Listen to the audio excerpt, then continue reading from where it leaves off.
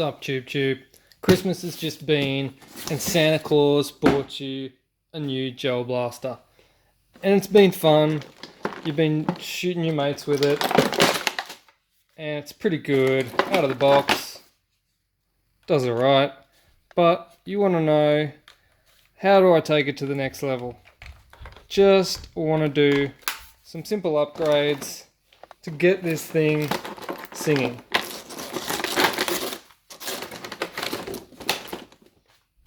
Alright, what I'm going to do is I'm going to show you the first simple things that you can do to make your blaster a bit better.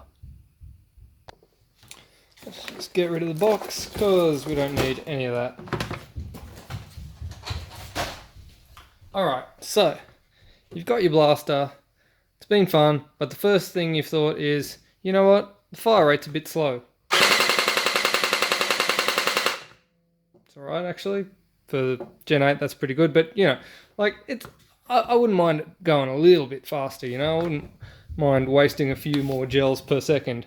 So, the easiest way to do that, take out your standard battery, get rid of it, and get yourself an 11.1 volt LiPo, little nanotech or something's a good one to use, I find. And with this particular blaster, the Scar, it fits pretty much anything in there because it's got a really cool big battery compartment in there. So you pop an 11 volt battery in there.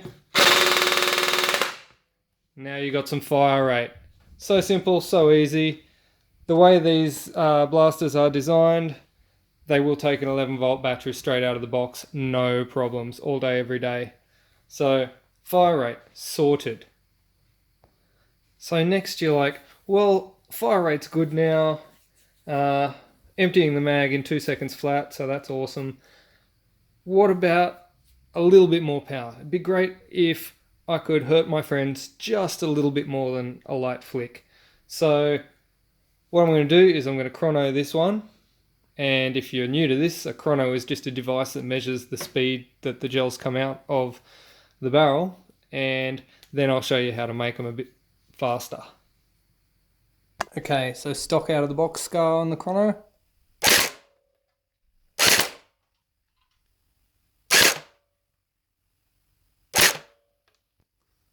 $189, $160, $180, $160, $160. So, if you don't know what that number means, don't worry, no one does. It's some sort of magical pixie number that everyone just wants to be bigger. But it will give us a baseline, at least, of what we know this thing is capable of stock versus what it will be once we've made the changes. Now, you've done the easy mods. You're saying, I'm ready to delve right into this now. And there is a little trick with the Scar where you can just pop a spring in the back of it. But I'm going to strip it down for the benefit of M4 owners. But yeah, so you've done what you can for now, and you're like, all right, I'm ready to go into the gearbox inside the blaster. So here we go.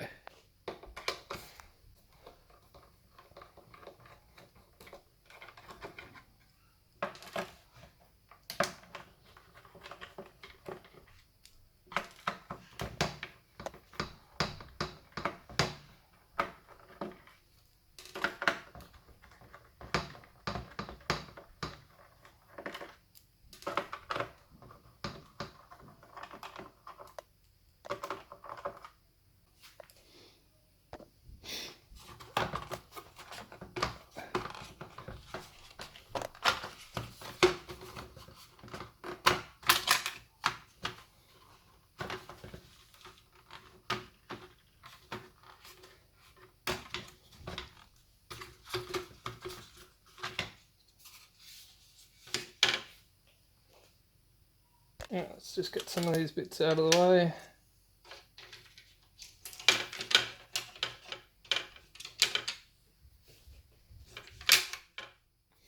One of the first things you're probably going to want to do is a spring upgrade.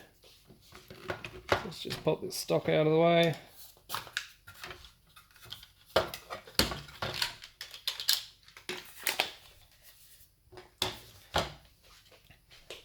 Now the spring is very easy to upgrade. What you want to do is get a big flathead screwdriver, pop it in the back here, push it in, twist anti-clockwise, and it will pop out. There you go. Take your standard spring, throw that in the bin somewhere.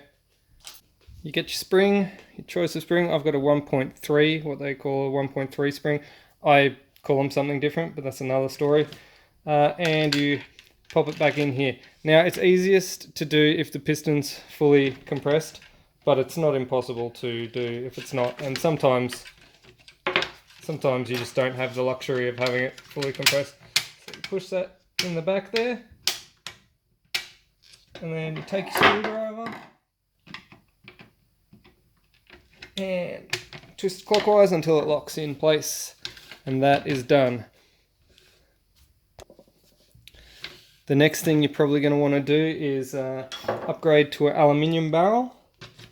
So what you can do is slide, this one comes complete with chopped up balls in it.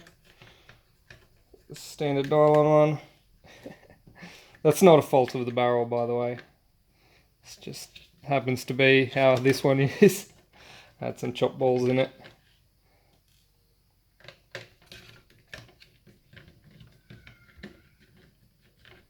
Alright, so you undo these 4 screws on the front of the gearbox. You only have to undo those 4. 1, 2, 3, 4. And then you can just tilt this, pop it out, and pop your aluminium barrel in. And then put your screws back in. Now at this stage, you can just reverse the process, put it back together,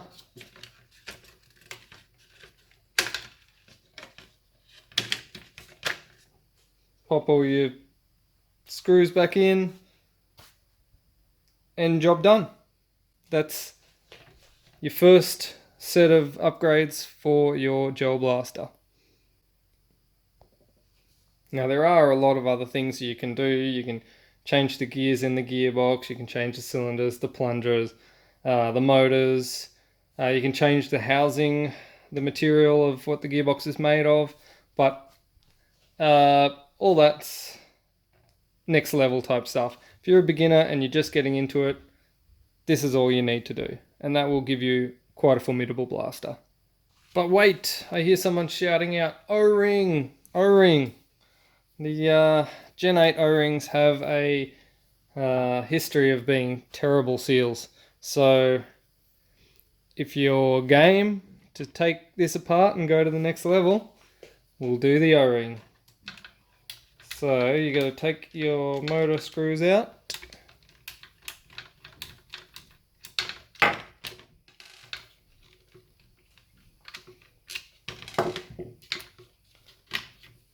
Pop the motor out of the bottom of the gearbox. Pop your switch holding cover and pop the switch out of the gearbox. Probably at this stage we could just pop the alloy barrel back out as well. Alright, and all of that aside, let's take a look at the gearbox. Alright, so you're going to take all the little screws out of your gearbox.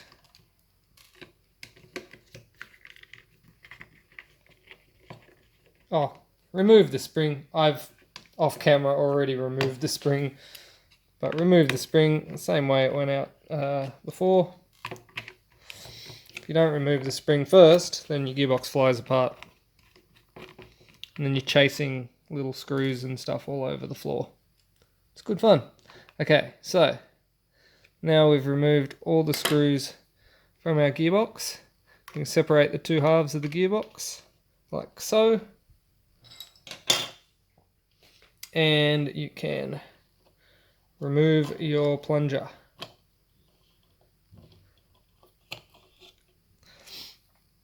Now, one of the things you can do to test how good the seal is in your O-ring is remove the cylinder, put the plunger inside the cylinder and hold your finger over the end and then push the plunger in.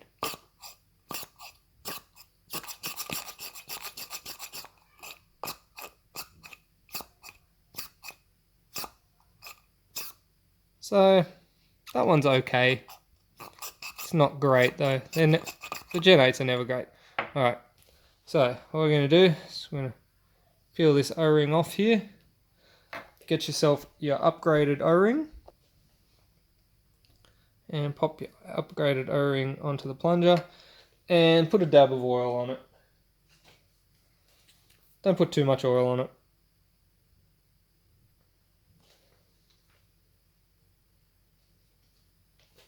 Now run that oil around the plunger and don't pinch the O-ring as it goes in. Just make sure you push it all the way in like that, and just sort of, I like to run the oil around and up and down.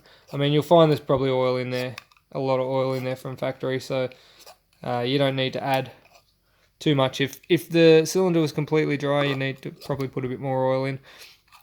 Alright, and now we can test the compression by putting our finger back over the top there and pushing in.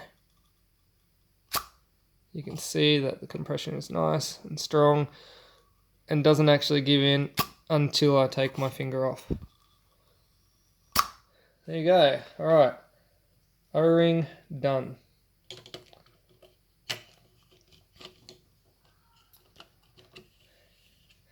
Now, reassemble. Opposite way of assembly. Just keep in mind that your non-return spring here, this little ratchet mechanism, this one, that has to be pulled back when you put your bevel gear in. If your bevel gear, not that you would have taken your bevel gear out, but if you have taken the bevel gear out, you need to make sure that that's, sometimes it pops out, so just make sure that that's back when you put your bevel gear in. And pop the two halves together. Now when popping the two halves together, just be sure that all the little shims, there are little shims in here, they're clear so they're difficult to see. Make sure that all the little shims stay on the bushes. Make sure that your plunger is in the rails, these lines here. Make sure that your tappet spring is connected and can run freely. Okay, so make sure all your shafts are lined up with the correct holes. And pop the top half of your gearbox on. You may need to manipulate some things a little bit to get them to pop in.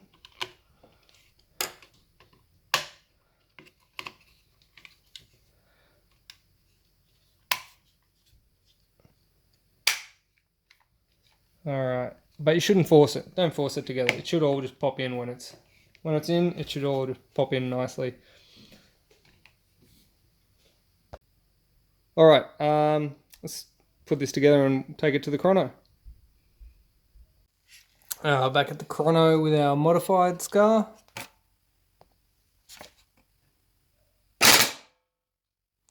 $283, $288, $285, $308.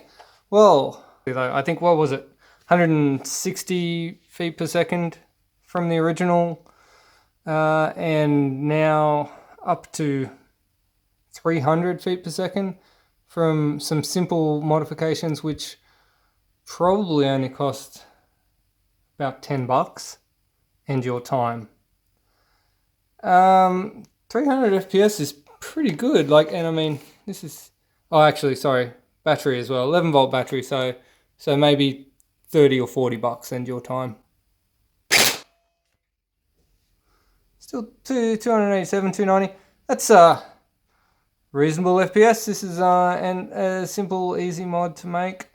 Admittedly, this blaster was probably the worst blaster I've ever seen out of the box, but still decent gains to be made from making some simple mods. Alright, I hope that you've learnt a little bit from this video.